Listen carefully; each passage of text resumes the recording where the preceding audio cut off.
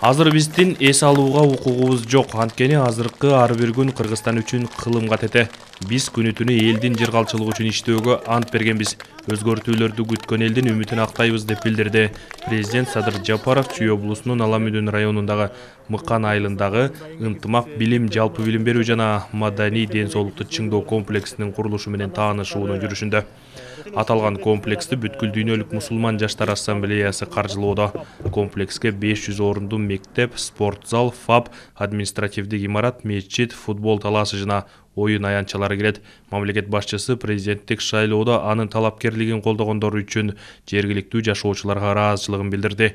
Эми бардык күч аракеттин алардын ишеничин актоого жана өлкөнү туруктуу өнүктүрүүгө жумшай турганын белгиледи. Ошондой эле ал бүткүл дүйнөлүк мусулман жаштар ассамблеясына Кыргызстан үчүн оор кырдаалда социалдык объектилердин курулушуна көрсөткөн колдоосу үчүн ыраазычылык билдирди.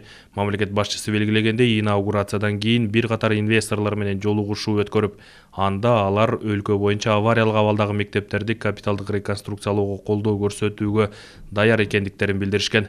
Жапаров өлкө жетекчилиги сырттан келген жардамдарды жана ички булактарды колдонуп, жакынкы 2 жыл аралыгында бала бакчаларга, мектептерге жана ФАПтарга байланыштуу көйгөйлөрдү чечүүгө аракет кылаарын баса белгиледи.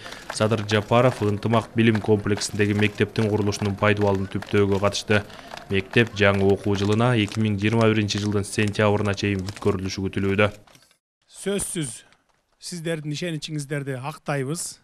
Ушунча азап тозок менен, ушунча 30 жылдан бери күтүп, ушу жакшы Кыргызстан жакшы жагына өнүгүп кетсе экен деп тилеп келдиңиздер.